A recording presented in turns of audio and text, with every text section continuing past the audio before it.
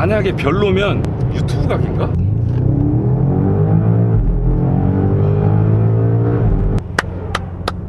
영상 보지 마시고 그냥 시승을 한번 해보세요.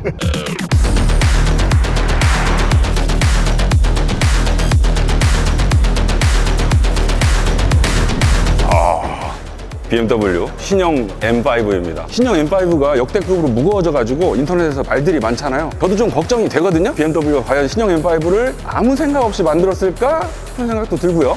자, 여러분들이랑 같이 기대 반 걱정 반으로 저 신형 M5 만나보겠습니다. 지금부터 한카. 자, 이제 신형 X 다시 할게요. 자, 이번에는 신형 M5를 몰아보겠습니다. 지금 제 옆에 앉아 계신 분 자기소개 좀 짧게 부탁드립니다. 안녕하세요. 저는 박스카남 채널 운영하고 있는 자동차 칼럼니스트. 지금 M5 타고 있으니까 자동차 칼럼니스트라고 할게요. 본캐 자동차 칼럼니스트 신동원입니다. 여러분, 제가 찍기 전에 밑밥을 좀 깔자면 이미 영상을 먼저 찍으셨거든요. 저 옆에 가만히 앉아 있었고, 근데 말씀을 워낙 잘 하셔가지고 비당 총수다운 면모를 너무 잘 보여주셨기 때문에 그리고 나서 제가 지금 말을 하자니 뭔가 기가 죽은 느낌이 있거든요. 신형 M5 디자인을 한번 살펴봅시다. 디자인은 이미 공개가 됐었는데 인터넷으로 보던 그런 느낌보다 훨씬 더 과격해요. 그리고 덩어리감이 살아있습니다. 원래도 5 시리즈가 남성적인 디자인을 추구했었잖아요. M5는요 기본 5 시리즈의 느낌에다가 근육을 덕지덕지 붙인 느낌이에요. 팬더 튀어나온 거, 리어 팬더 보세요. 저 빵빵한 거, 앞범퍼의 과격함 이런 걸 보시면 이 M5의 개성이 물씬 풍겨지죠. 라디에이터 그릴, 저 테두리를 유광 검정으로 바꿨죠. 아이콘이 끌러오는 그대로 물려받았습니다. 키드니 그릴 안쪽으로 뚫려있는 흡기구. 원래 기본 5 시리즈는 저 자리에 액티브 셔터 그릴이 자리하고 있거든요. 그래서 뭐 공기 저항이나 냉각 상황에 따라서 열렸다 닫혔다 하죠. 근데 M5는 항상 뚫려 있습니다. 공기 저항 뭐 이런 거보다 그냥 팔기통 심장의 열을 식혀주는 게 더 중요한 차니까요. M답죠. 진짜 라디에이터 그릴은 범퍼 하단부에 숨겨져 있거든요. 저 범퍼 하단부 에어 인테이크도 기본형 5 시리즈보다 훨씬 더 넓게 입을 쩍 벌렸죠. 그리고 아래로 가면서 넓어지기 때문에 더 스포티해 보이는 것도 있고요. 아까 디자이너분 얘기 들어보니까 이 가운데를 지나가는 저 선 있죠. 그게 위로 쭉 올라가서 보니 타고 저 지붕까지 넘어가서 뒷부분까지 이렇게 쭉 차의 중앙부를 강조해주고 있고, 저런 선은 모터스포츠에서 영감받았다라는 얘기를 하시더라고요. 프론트 팬더 M5의 앞바퀴 윤거가요 기본형 5 시리즈보다 무려 75mm나 더 양쪽으로 넓어졌거든요. 그러면 그 넓어진 윤거에 맞춰서 팬더도 더 볼로 튀어나와야 되겠죠. 이런 굴곡들이 기본형 5 시리즈에는 없었던 거거든요. 그에 맞춰서 인테이크도 이렇게 뚫었고요. 여기로 들어간 공기는 저 앞으로 나오고요. 프론트 팬더의 볼륨 보세요. 아, 진짜 빵빵하지 않습니까? 그리고 가까이 가서 보시면 이 휠하우스 주변으로 이렇게 면이 잡혀져 있죠. 요 면을 가리켜 디자이너들이 휠 플랫이라고 부릅니다. 보통 요즘 나오는 차들 보면 이것보다 휠 플랫이 훨씬 더 두꺼워요. 5 시리즈도 마찬가지고요. 근데 M5는 유독 저 휠 플랫을 되게 가늘게 잡았죠. 앞바퀴 볼게요. 지금 사이즈가 20인치고요. 앞바퀴 폭이 285mm입니다. 지금 이 전시차는 미쉐린 파일럿 스포츠 S5 휠을 신고 있는데, 아까 호텔 앞에 전시되어 있던 M5는 한국 타이어가 신겨져 있더라고요. 벤투스 S1 에보 Z 새로 개발한 타이어가 순정으로 끼워져 있더군요. 지금 이 전시차는 카본 세라믹 브레이크 옵션이 들어가 있는 상태거든요. 기본형은 디스크 지름이 410인데 이 카본 세라믹 브레이크를 넣으시면 지름이 420mm로 늘어나고요. 기본형이나 카본 세라믹 옵션이나 둘 다 캘리퍼는 6P입니다. 그리고 카본 세라믹 옵션을 넣으시면 캘리퍼가 이렇게 금색으로 바뀌죠. 이 카본 세라믹 옵션을 넣으시면 4바퀴 합쳐서 25kg을 줄일 수 있다고 합니다. 근데 저 브레이크 시스템 25kg 줄어드는 게 차체에서 25kg 줄어드는 것보다 효과가 더 큰 거 아시죠? 그 현가하 질량의 중요성은 다들 아실 겁니다. 자, 그리고 아시다시피 신형 M5는 PHEV라서 여기 충전구가 자리하고 있고요. 자, 지붕은 보시다시피 통 카본입니다. 이 M 카본 익스테리어 패키지를 넣으시면 이렇게 카본으로 바뀌거든요. 기본은 파노라믹 글라스 루프인데 카본 옵션을 넣으시면 통 카본입니다. 아, 보기에도 멋있죠. 요 카본 옵션을 넣으시면 무게를 30kg 줄일 수 있다. 같은 30kg을 줄이더라도 이 지붕 무게가 줄어들면 그만큼 무게중심을 낮출 수 있잖아요. 지금 신형 M5 무거워졌다고 투덜대시는 분들 중에 혹시 차를 뽑으시려거든 카본 지붕 꼭 넣으십시오. M 카본 익스테리어 패키지를 선택하시면 사이드 미러도 카본으로 바뀝니다. 요 커버 사이드 미러 멋있는 거 보세요. 이렇게 봐도 멋있고 이렇게 봐도 멋있고. 자, 드디어 문제의 리어 팬더입니다. 앞바퀴 윤거처럼 뒷바퀴 윤거도 48mm 넓어졌거든요. 마찬가지로 이 볼륨이 일반 5 시리즈 대비 더 튀어나왔죠. 그리고 얘가 튀어나오다 보니까 뒷문이랑 만나는 곳이 이렇게 생겼어요. 이건 M3도 그랬거든요. 팬더에 맞춰서 도어 패널까지 새로 디자인하려면 일이 너무 커져. 그러니까 도어 패널은 그대로 쓰고 팬더만 이렇게 볼록 튀어나오게 오버 팬더 디자인으로 만들었는데, 이게 사실 디자인적으로 보면 선이 가다가 뭔가 탁 튕기고 갑자기 빛도 튀고 그래서 이상해 보일 수 있는데, M3도 그렇고 M5도 그렇고 이렇게 생겨서 오히려 좋아하시는 분들이 더 많더라고요. M의 개성을 뿜뿜 보여주는 부분이고, 그래서 더 사랑받고 있다. 아까 제가 휠 플랫 말씀드렸잖아요. 자, 보세요. 이 새로 잡아 뺀 리어 팬더랑 원래 기존에 쓰던 도어 패널이랑 간격이 이 정도밖에 안 되잖아요. 상당히 좁아요. 근데 기본형 5 시리즈만큼 휠 플랫을 이만큼 두껍게 잡아버리면 여기 간격이 되게 잘 안 나올 거 아닙니까? 디자이너들이 이 면 잡는데 엄청 공 많이 들였을 거예요. 그렇다 보니 여기를 기본형 5 시리즈보다 조금 얇게 뽑을 수밖에 없었고, 그래서 이 휠 플랫의 두께랑 앞바퀴 휠 플랫의 두께를 맞추다 보니 5 시리즈 대비 휠 플랫이 상당히 가늘어졌다. 이 휠 플랫이라는 게 두꺼워야 좀 단단해 보이거든요. 근데 좀 너무 두꺼우면 타이어가 작아 보입니다. 두께를 조절할 때 장단점이 있기 마련인데, 신형 M5는 그 윤거가 넓어짐과 팬더의 부풀어짐, 그리고 그 사이에서의 면 처리, 이런 이유 때문에 저 정도로 요리를 했군요. 저는 저게 이상할까 싶어서 여러 번 봤는데, 저 정도 디테일 보기 전에 일단 이 덩어리감, 사나워 보임, 이런 데서 시선을 뺏기기 때문에 크게 거슬리지 않더라고요. 여기가 지금 목장이어서 소를 키우고 있기 때문에 파리가 좀 날아다니는데, 어이, 저리 가라. 21인치에 295mm 폭의 신발을 신고 있고요. 뒷 브레이크는 디스크 지름이 398mm입니다. 캘리퍼는 원피고요. 어우, 이 휠 멋있다. 저 투톤 처리된 거 보세요. 휠 느낌 요래요. 제가 만약에 M5 보면 요 휠 꼭 넣지 않을까 싶어요. 자, 리어 스포일러 이렇게 생겼죠. 얘도 카본 익스테리어 패키지를 넣으시면 같이 들어오는 파츠입니다. 성능으로 봤을 때 이보다 더 과격해도 되겠습니다만, M5의 성격상 너무 튀면 좀 그렇거든요. 그래서 이 정도로 자중한 것 같고요. 기존보다 훨씬 더 두께가 두꺼워졌죠. 자, 리어 램프까지는 똑같고, 또 리어 범퍼가 아까 앞에서 말씀드렸죠. 이 가운데로 지나가는 선, 이런 식으로 뒷범퍼가 이어받고 있고요. 섹션을 두 개 이렇게 나누고 바깥쪽 섹션에다가 배기구 팁을 2개씩 박아 넣었죠. 이 지름 보세요. 거의 제 주먹이 들어갈 정도거든요. 어린이 주먹은 들어가겠다. 다른 차들이었으면 너무 오버스럽다고 생각했을 텐데, M5의 성격으로 보면 이 정도는 달아줘야 되지 않나 싶은 생각입니다. 이 범퍼 양 끝에 달려있는 저 리플렉터 있잖아요. 이것도 이 차의 전체적인 너비를 상당히 강조해주는 포인트라고 해요. 가운데 강조해주고 양쪽 끝에 강조해주고. 죽인다. 어떤 브랜드들은 이 차 표면 면 만질 때 마치 도자기 빗듯이 되게 매끈하게 곡선으로 요리하는 브랜드도 있고, 또 어떤 브랜드는 종이 박스 접듯이 딱딱딱 각지게 만드는 경우도 있는데, BMW는 되게 남성적이죠. 이 차력으로 덩어리를 놓고 마치 큰 조각도로 면을 뚝뚝뚝뚝 쳐내서 만드는 것 같아요. 자, 보세요. 그런데 면 조각칼로 차를 딱 쳐내고 딱 쳐내고 딱 쳐내고, 진짜 남자답고 볼드합니다. 과격하고요. 여러분, 실내 디자인도 한번 봅시다. 일단 일반 5 시리즈랑 다른 점, 이 M5만의 양념이 뭔지를 알아봅시다. 가장 먼저 눈에 띄는 건 이 M 전용 인터랙션 바. 이거 M 컬러잖아요. 요거 상당히 이채롭고요. 그 다음 사실 디스플레이 크기는 12.3인치, 14.9인치인가? 똑같습니다. 근데 그래픽이 M 전용이 들어갔죠. 계기판 디스플레이 이런 것도 좀 달라요. PHEV 정보도 같이 표시해주고 있고요. 그 다음 운전대가 상당히 양념을 많이 친 구덕인데, 여기 일단 12시 방향에 센터 포인트 있죠. 이거 보기에 그냥 멋있으라고 달아놓은 목적도 분명 있을 거예요. 이게 어쩌면 가장 큰데, M 하면 사실 뒤에 꽁무니 날리고 드리프트하는 캐릭터가 상당히 강하지 않습니까?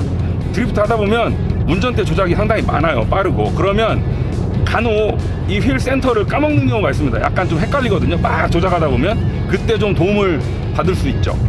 그리고 M1 버튼, M2 버튼 각자 세팅 메뉴들 따로따로 저장시켜 놓을 수 있고요. 또 이 홈 커버, 일반 5 시리즈는 요 가죽 아니거든요. 그냥 띡 폰커버 씌워놓은 디자인인데 얘는 그래도 가죽으로 이렇게 씌워놔가지고 바늘담도 들어가 있고요. 또 센터 터널에 차이점들이 많이 있습니다. 요 빨간색 시동 버튼, 요거 M의 상징이거든요. 그래서 M이 아닌 BMW도 알리에서 사가지고 많이 빨간색으로 바꾸곤 하죠. DSC 끄는 버튼 빨리빨리 쓰라고 밖에 꺼내놨고요. 셋업 버튼 짜라락 되게 많은 메뉴들을 펼쳐주는 거 있고요. 시트도 M5 전용이거든요. 마치 헤드레스트 일체형인 것처럼, 이거 따로 움직이긴 합니다만 일체형인 것처럼 디자인했죠. 사이드 볼스터 엄청 두툼하고요. 여기까지는 사실 우리가 M3, M4에서 다 봤던 거니까 신기한 게 없는데, 차이점이 뭐냐면 M3, M4는 옵션으로 그 카본 버킷 시트 고를 수 있었잖아요. 여기 다리 사이에 카본 볼록 튀어나와 있고 탔다 내렸다 엄청 불편한 거. 근데 M5는 그 시트가 옵션으로도 없습니다. 이건 역시도 M3, M4랑 이 M5 사이의 차이를 엿볼 수 있는 부분이 아닐까 싶어요. 상대적으로 M5는 훨씬 더 고속 장거리, 편안함, 이런 성격을 조금 더 갖춰야 했으니까요. 신형 M5 여느 신차가 그렇듯이 역대급의 최고 출력을 달성했죠. 그리고 공차 중량도 역대급입니다. 지금 그거 가지고 인터넷에서 말들이 많잖아요. 저도 알아요. 근데 짚고 넘어갈 게 있어요. 인간이 자동차란 물건을 만들고 나서 그 뒤로 지금까지 쭉 힘이 세졌잖아요. 차도 커지고. 그 와중에 연비는 안 좋아지고 배출가스 점점 늘어났죠. 물론 중간중간 뭐 수만 가지 기술을 통해서 환경에 안 좋은 영향을 끼치는 속도를 늦추긴 했습니다만 어쨌든 그런 흐름은 막을 수 없었거든요. 근데 아주 최근에 와서 보면 사람들이 생각하기에 이제 이러다가 인류 멸망하겠다, 이제는 진짜 뭔가를 해야 되겠다라고 해서 진짜 각국 정부가 아주 까다로운 배출가스 규제를 들이대고 있죠. 지금 제가 타고 있는 이 M5 같은 고성능 대배기량 차들한테는 특히 이런 규제들이 치명적일 수밖에 없거든요. 이런 까다로워진 규제를 대응하기 위해서 PHEV 방식을 쓸 수밖에 없습니다. 요즘 새롭게 나오는 뭐 슈퍼카들, 고성능 차들 보면 하나같이 다 PHEV잖아요. 그렇게 쓸 수밖에 없는 시대가 됐습니다. 여기에서 이제 BMW만의 약간은 특이한 접근 방식을 우리가 알 수 있는데, 보통 이런 고성능 차들 보면 엔진을 다운사이징 하거나 배터리 용량을 작게 넣을 수도 있죠. 그러면 늘어난 무게 때문에 욕을 안 먹을 수 있었는데, 그런 쉬운 방법을 놓고 뭔가 BMW는 신형 M5를 만들면서 전공법을 택하지 않았나. BMW가 왜 모르겠어요. 이렇게 하면 욕도 안 먹고 쉽게 원하는 성능 뽑아낼 수 있고 모를 리가 없죠. 근데 지금 이렇게 8기통 집어넣고 배터리도 18.6kWh로 집어넣고 이 구성으로 만든 건 다 이유가 있겠죠. 그 이유들 하나씩 알아봅시다. 기존 M5 오너들의 라이프 스타일을 조사해봤더니 생각보다 M5 오너들이 트랙은 가지 않더래요. 그냥 일상에서 주말에 한 번씩 달려보기도 하겠죠, 물론. 그리고 출퇴근할 때 타고, 이렇게 우리가 생각하는 것처럼 그 M에 대한 환상을 가지고 있는 것처럼 마냥 쏘고 다니지 않거든요. 그러면 그 오너들의 요구도 충족시켜야 되고, 근데 또 6기통 넣자니 아니야, 이거는 그 M5에 대한 기대감을 충족시킬 수 없죠. 특히 그 감성적인 측면에서. 그래서 8기통 넣은 거고, 일상에서 쓰기에는 배터리 용량을 18.6kW 정도는 넣어야 되겠다 판단을 한 것 같습니다. M당에서 나온 C63 같은 거 예전에 8기통까지 들어갔던 차인데 지금 4기통으로 줄어들었잖아요. 정말 다행인 건 BMW가 신형 M5를 만들면서 그런 선택을 하지 않았다는 거, 감성이란 측면 절대 등한시 여기지 않았다는 거. 그래서 저는 이 구성 아직 운전한 지 얼마 안 됐습니다만 종이만 놓고 봐도 끄덕끄덕이에요. 논리적으로 납득이 가요. BMW 다운 접근 방식이고요. M 하이브리드 버튼을 누르시면 종류가 있죠. 다이나믹 플러스, 다이나믹 하이브리드, 일렉트릭, E 컨트롤 5가지 종류의 메뉴를 제공해 주거든요. 지금은 아주 기본인 하이브리드로 달리고 있습니다. 이 상태에서 지금 속도가 한 70? 지금은 시동이 걸린 상태인데요. 시내에서 하이브리드 모드에 세팅해 놓고 살살 달리면 지금 시동 또 껐어요. 말씀드린 와중에 지금 왼쪽에 파란색 그래프가 오르락내리락 하면서 모터가 얼마나 힘을 쓰고 있는지 보여주고 있거든요. 특이한 게 뭐냐면 지금 시동 안 걸렸습니다. 일렉트릭 모드예요. 하이브리드인데 전기로만 가고 있습니다. 이때 느낌이 내연기관 차를 떠올리게 한다니까요. 지금 전기로만 가고 있어요. 소리 들리죠? 이거 분명 가상 사운드일 텐데 이 가상 사운드가요, 뭔가 그 내연기관 특유의 그르렁거림이 느껴져요. 그래서 우리가 전기차 타면 아무리 가상 사운드라 하더라도 그 전기차 다움이 있잖아요. 그냥 우리가 흔하게 타던 전기차의 그 순수 전기차의 느낌이 아니죠. 그러니까 소리도 가상 사운드 아닌 것 같아. 조수석이 아니니까 더 깜짝 같은데 이거는? 그죠? 자, 지금도 전기로만 뿅 나갑니다. 램프 돌아요? 이렇게 소리 들리죠? 그리고 이렇게 소리를 집어치우고 이 모터의 회전질감이라고 해야 되나? 노면을 읽는 느낌? 이게 전기차 느낌이 아니에요. 8기통 엔진 돌고 있는 것 같아. 그리고 여기서 가속 페달을 조금 깊게 밟으면 시동 걸렸죠. 주행 상황이 어떻건 속도가 어떻건 그냥 M5다. 차에 타서 내리는 순간까지 나 M5야 라는 얘기를 계속 듣게 된다라고 하셨잖아요. 진짜 그래요. 이렇게 살살 달리건 아니면 엔진을 깨우건. 사실 이 신형 M5가 XM이랑 엔진을 공유하고 있잖아요. X68. XM은 탈 때 기억을 돌이켜보면 이렇게 전기 모드로만 가고 있다가 시동에 걸릴 때 나 시동 걸렸어 의 느낌이 얘보다 컸던 것 같거든요. 아, 얘는 진짜 엔진을 위해서 만든 차구나, 전기 모터는 진짜 조연이구나 라는 느낌이 아주 강했었어요. 근데 얘는 똑같이 자 전기죠, 슬금슬금 시동 딱 걸리는 이 타이밍에 그 시동이 걸리면서 넘어가는 느낌이 조금 부드러워진 것 같은? 그 XM의 느낌이 지금 정확하게 기억하고 있진 않은데 전기 모드일 때 더 엔진같이 느껴지는 거는 M5가 훨씬 더 그런 것 같아요. 아, 네. 그래서 그 간격이 좁게 느껴질 수도 있겠네요. 전기 모터 배치가 어떻게 되는지 알고 있어요, 이거? 그럼요. 토크 컨버터 자리에다 쏙 집어넣은 거잖아요. 그래서 내연기관 같이 느껴지는 건 맞지. 그쵸. 근데 그 이유도 효율을 위해서가 아니라 이 전기 모터로 달릴 때 내연기관처럼 느끼도록 하기 위해서 거기다 넣은 거죠. 그쵸. 그러니까 모터랑 더 직결하는 게 더 좋을 텐데 그럼에도 불구하고 전기 모터일 때 더 내연기관의 느낌과 똑같이 하려고. 네. 그리고 패키징 할 때도 훨씬 유리할 거고요. 원래 내연기관 차랑 똑같으니까. 자, 여기서 M 하이브리드를 다시 눌러가지고 그냥 아예 일렉트릭으로만 가볼게요. 지금 시동 60인데 아까 아우토반에서 선배 운전하실 때 보니까 한 140까지 전기 모드로만 갔었거든요. 사실 우리가 출퇴근하고 일상생활에서 140 넘길 일 거의 없잖아요. 그리고 배터리 용량도 18.6이니까 지금 WLTP 기준으로 60km 이상, 거의 70km까지 전기로만 갈 수 있거든요. 그러면 집에서 집밥 먹이고 일주일 동안 출퇴근할 때는 시동 한 번도 안 걸고 출퇴근이 가능하다는 얘기죠. 이 일렉트릭 모드가 이런 대배기랑 고성능 차에서 또 빛을 발휘할 때 언제냐면 아침에 출근할 때. 이 8기통 심장 아침에 조용한 새벽에 시동 걸면 동네 사람들 다 일어나거든요. 좀 짜증날 수 있어요. 근데 얘는 일렉트릭 모드로 쥐도 새도 모르게 혼자 그냥 출근할 수 있죠. 와이프 몰래 늦게 귀가할 때도 와이프 잠들어 있으면 싹 몰래 들어갈 수 있습니다. 그 다음 또 E 컨트롤 모드가 있죠. 눌러보시면 시동 걸었죠. E 컨트롤 말 그대로 지금 현재 배터리 충전 상태를 최대한 유지시켜주는 겁니다. 지금은 내가 고속도로 국도를 달리고 있습니다만 나중에 동네에서 아파트 단지에서 조용하게 들어가고 싶다 이럴 때는 배터리를 좀 아껴야 되니까 그때 쓰시면 되고요. 이 컨트롤 모드를 놓는 순간 회생조동 개입 시기도 조금 더 빨라집니다. 그 다음 우리가 기대하지 않을 수 없는 다이나믹 모드와 다이나믹 플러스 모드가 있죠. 둘 다 다이나믹인데 플러스만 스프린트 모드라고 보시면 됩니다. 진짜 짧은 시간에 온 힘을 다 쏟아붓겠다. 그냥 스포츠 주행, 서킷 달리실 때는 다이나믹, 배터리 잔량이고 뭐고 다 필요 없고 다 쏟아붓겠다 하면 다이나믹 플러스. 다이나믹 모드를 놓으니까요, 엔진 시동이 지금 계속 걸려 있잖아요.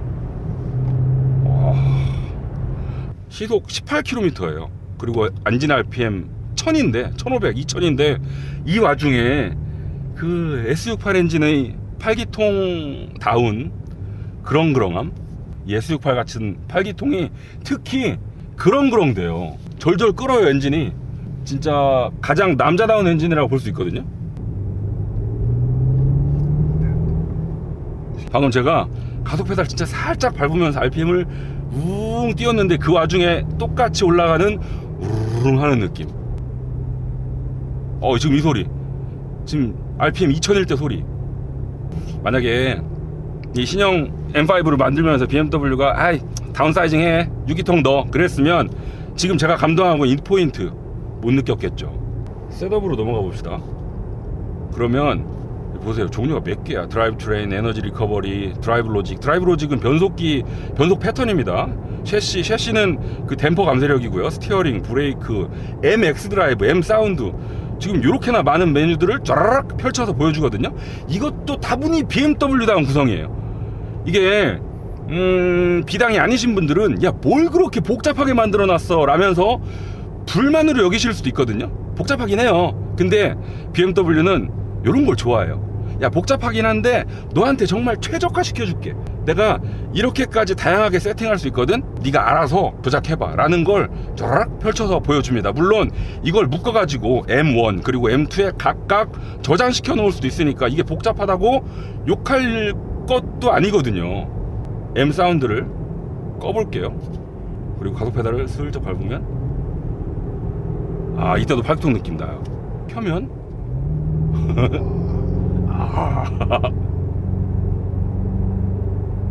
지금 제가 감당하고 있는 우르릉 하고 있는 거 있죠. 요게 일렉트릭일 때도 봐봐요. 시동 껐습니다. 있어. 아까 일렉트릭에서 제가 말씀 안 드린 게 있는데 여느 PHEV들은 이렇게 전기 모드로 놨을 때 가속 페달을 끝까지 밟아도 시동을 안 걸거든요. 특히 토요타가 그렇죠. 근데 얘는 지금 전기 모드고요. 가속 페달을 킥다운 꾹. 와. 네가 어떤 모드에 세팅을 해놨던 가속하고 싶어? 알았어. M다운 설정이죠. 이 M1 버튼을 눌러볼게요.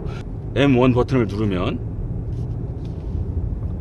셋업에서 보셨을 때 아까 다 컴포트로 되어 있던 게 스포츠 쪽으로 한 칸씩 자리를 옮겼죠. 브레이크도 컴포트랑 스포츠 둘 중에 고를 수 있고요. 엔진 반응 스포츠 플러스도 있는데 스포츠, 회생제동 중간, 대략 한 중간 정도로 조인 설정이라고 보시면 되거든요. 꼭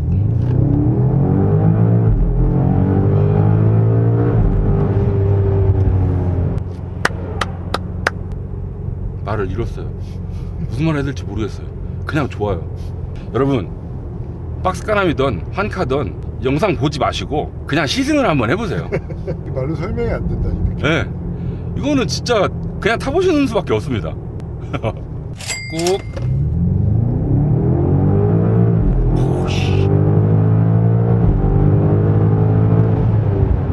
가속할 때도 엄청 빠른 속도인데, 그러니까 이 가속이 스포츠카의 가속이랑은 약간 다른 거 있잖아. 조수석에 앉아있을 때 사실 이게 멀미 지켜야 가냐. 지금처럼 밟으면 바로 웩 나와야 되는데 뭐랄까 세단에 앉아있는 기분이네. 그러니까 조수석에 있는 사람이 불쾌할 만한 가속이 아니야. 3.5초면 사실 그냥 빡 밟으면 웩 나오는 가속인데 그렇게 느껴지지 않아요. 그러니까 네. 느리다는 얘기가 아니라 쾌적함을 유지하면서 가속하네. 되게 젊잖아요. 절대적인 빠름, 과격함을 원하면 투시터 스포츠카를 사야겠지. 그쵸? 근데 얘는 M5답게 가속하는 느낌이야, 조수석에서. 자, 심지어 M2를 눌려서 아까 그 세팅들 있죠? 더 오른쪽으로 보냈습니다. 진짜 꽉 조여놓은 상태예요. 심지어 여기서 한 번 더 변속 스위치를 내려가지고 매뉴얼로 튀어나가 볼게요. 지금 차가 없습니다.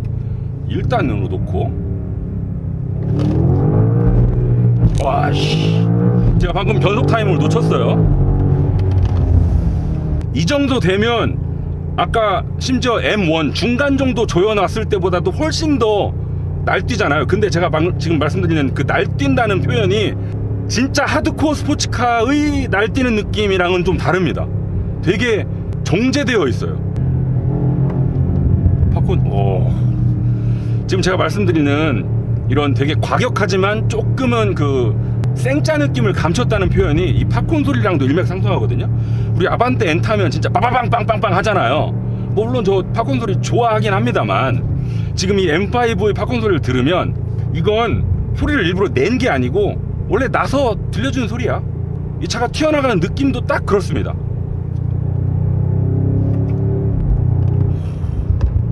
여러분 제가 예전에 330e, 걔도 PHEV죠. 330e를 타면서 그때 BMW PHEV를 처음 경험했거든요. 그래서 타보니까 우리가 BMW를 타면서 그 좀 기대하게 되는 변속 충격 있죠. 다분히 의도된 운전 재미를 위한 변속 충격이 완전 거세됐더라고요. 그래서 조금 맥 빠진다 라는 생각이 있었습니다. 그리고 나서 XM을 탔더니 엔진, 모터, 변속기 요 구성은 똑같은데 걔는 머리가 이랬었죠. 지금 이 M5도 XM이랑 똑같습니다. 딸깍 빵. 그리고 지금 제가 가속 페달을 일부러 살짝 밟았다 떼잖아요. 지금 이 마이크에는 아마 안 들릴 건데 뒤에서 뭐 말로 어떻게 의성어를 갖다 붙여야 될지 모르겠어요. 누르륵 하는 되게 점잖은 팝콘 소리가 들리거든요. 이것도 어떻게 보면 팝콘 소리조차도 XM보다는 조금 더 마일드한데요. XM은요 아예 작정하고 차 개발 단계부터 얘는 헤일로카입니다. 튀려고 만든 차예요. 휠도 승차감이고 뭐고 필요 없어. 23인치 빵 집어넣고 디자인 보세요. 그러라고 만든 차기 때문에 세팅도 그렇게 했던 거고, M5는 XM과 달리 원래 M5의 캐릭터가 있잖아요. 그거에 맞춰서 지금 이렇게 세팅을 조금 달리 하지 않았을까 싶은 생각이 드네요. 아까 그 개발하신 분들 상품 설명할 때 얘기 들어보니까 중간중간에 롱 디스턴스 컴포트 이런 단어들이 몇 번 나왔거든요. M5가 딱 그렇습니다. 지금 앞에 차도 많고요. 시속 한 30 정도로 일반 국도를 달리는 중이거든요. 심지어 포장 상태도 독일도로 치고 별로 좋지 않습니다. 조금 울었어요. 근데 승차감이요 되게 좋습니다. 그냥 일반 5 시리즈랑 비교해도요 저속에서 편안함으로 봤을 때 크게 차이가 없다고 느낄 정도로 승차감이 엄청 좋습니다. 보통 한 최고속도 250 넘나드는 스포츠카들이 속도가 낮으면 되게 우당탕탕 하거든요. 그리고 초고속이 됐을 때 비로소 그 서스펜션이 오히려 승차감이 더 좋아지고 잠재력이 확 살아나죠. 뭐 단단한 거는 예상했던 바예요. 좋네. 원래 고성능 차들을 단단하게 만드는 건 당연하고 잘해요. 근데 M5 최고 출력이 무려 700마력이 넘는 그런 차인데 저속에서 승차감이요 정말 좋아요. 제가 평소에 M 스포츠 서스펜션을 상당히 좋아한다고 여러 영상에서 말씀을 드렸었는데, 지금 M5는요 제가 그동안 좋아했던 그 M 스포츠 서스펜션 뭐 3시리즈 이런 일반 BMW에 들어가는 M 스포츠 서스펜션의 업그레이드 버전 느낌입니다. M 스포츠 서스펜션을 좋아해요? 네. 저는 반대로 싫어합니다. 왜요? 딱딱하잖아요. 저는 그거보다는 3시리즈 노멀 서스펜션을 더 좋아해요. 아 그래요? 네. 그러니까 스포츠 패키지에 들어가는 M 서스펜션은 저한테는 딱딱해요. 노멀 서스펜션도 그렇다고 물러서 막 출렁거리진 않잖아요. 그렇죠. 네. 그러니까 무슨 얘기냐면 난 딱딱함이 싫어. 그러니까 승차감도 좋아야 되고 코너에서도 받아줘야 되거든. 근데 그게 저한테는 노멀 서스펜션이 더 맞아요. 근데 지금 말한 거기에는 동의. 이 M5는 그러니까 그 두 개의 업그레이드 버전이라 네. 내가 좋아하는 BMW의 노멀 서스펜션보다 더 고속에서도 탄탄하고 M 스포츠 서스펜션만큼 강하지만 그렇게 딱딱하지 않고. 네. 그러니까 둘 다 만족할 수 있는 게 여기에 있다는 거네. 사실 그게 말이 쉽지 한 차에 담아내는 게 어렵잖아요. 어렵죠. 어려우니까 아래급에서는 두 개로 나눠 놓은 거지. 그렇죠. 저희 거 푸조 영상 찾아보시면 제가 그런 말 한 적 있어요. 푸조는 차를 타면 뭔가 차랑 나랑 같이 춤추는 것 같아요. 코너 운전대 돌렸어? 차 이렇게 한쪽으로 쭉 무게중심 이동하고 롤링 있고 원래 코너 돌 때 그런 거 아냐라고 차가 말하는 것 같고, 거기에 맞춰서 나는 또 차의 한계를 다스리고 이렇게 물리법칙이랑 싸우는 느낌이 아니고요. 같이 뭐 자연스럽게 움직이는 느낌이거든요. 그래서 되게 재밌어요. 이 M5의 승차감이요, 그 우리가 푸조를 탈 때처럼 쓱쓱 움직이는까지는 물론 아닙니다. 롤링은 양만 놓고 보자면 분명 적어요. 근데 정보를 다 줘요. 되게 부드럽다고 말씀드렸잖아요, 저속에서. 근데 또 고속에서 내가 지금 접지력이 얼마나 남았는지, 이 정도 코너를 이 정도 속도로 돌았을 때 횡지를 얼마나 받는지, 이런 정보를 손끝으로, 엉덩이로 잘 느낄 수 있습니다. 이게 되게 재밌는 거거든요. 어떤 차를 타면 노면의 정보를 싹 다 지우고 아무것도 안 주는 차가 있어요. 그냥 넌 A에서 B로 이동만 해 라고 말하는 차가 있고요. BMW는요, 특히 이 M 정도 되는 차를 타면 아까 말씀드린 것처럼 되게 편합니다. 그리고 BMW가 주장하는 것처럼 롱 디스턴스 컴포트 아주 충만해요. 근데 그 와중에 M1을 누르거나 M2를 누르거나 셋업으로 좀 오른쪽 가가지고 차를 꽉 조이거나 이럴 때조차도 차와의 피드백을 충분히 느끼게끔 해준다는 거, 요게 감동 포인트입니다. 요즘 인터넷에 보면 뭐 전작인 290보다 제로백이 늦어졌네, 무게당 마력비로 보면 뭐 더 불리해졌네 말들 많으시잖아요. 저도 그중 한 명이었습니다. 신형 M5가 나왔대. 숫자를 보니까 뭐야? 그동안의 그 신형이 나올 때 발전 그 태도랑은 다르잖아요. 이거 사람들 뭐라고 좀 하겠다. 제가 비당이어서 분명히 이유가 있을 거야 라고 짐작을 하긴 했습니다만 아무튼 의외긴 했어요. 제가 누누이 말씀드렸지만 차는 제발 숫자로 평가하지 맙시다. 막상 타보시면 제로백 뭐 전작보다 0.11초 느려졌고 이런 거 생각도 안 날걸요? 그리고 심지어 숫자로만 놓고 보더라도 제로 100만 느려졌지 이렇게 추월 가속 같은 건 전작보다 더 빨라졌거든요. 딱 보면 진짜 멧돼지 같이 생겼잖아요. 그러면 저거 둔해가지고 뭐 써먹겠어 라는 생각들 하시죠. 숫자만 놓고 보면. 근데 지금처럼 가속 페달을 꾹 밟으시면 이럴 때 가속 느낌, 저는 이런 비유를 들고 싶습니다. 마치 역도 선수가 서전트 점프하는 것 같아요. 우리 역도 선수 보면 덩치 엄청 크잖아요. 저 덩치를 가지고 어떻게 점프를 하지? 되게 둔할 것 같은데 그분들 서전트 점프 모든 스포츠 종목 중에 최고거든요. 마치 역도 선수가 서전트 점프하는 느낌으로 튀어나갑니다. 이렇게 지금 제가 가속 페달을 꾹꾹 약간 경박스럽게 밟아대면서 2.5톤에 육박하는 무게가 느껴지느냐, 그리고 코너 들어갈 때 자 감속하고 이렇게 돌아 나갈 때 이렇게 달린 나중에 2.5톤의 덩치가 느껴지느냐. 제 표정으로 답변 드렸어요.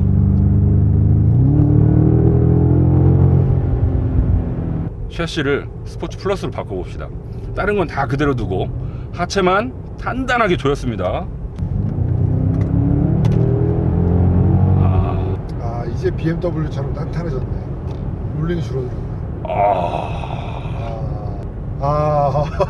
근데 나는 스포츠나 컴포트 모드에서의 약간 롤링 있는 것도 난 좋았어.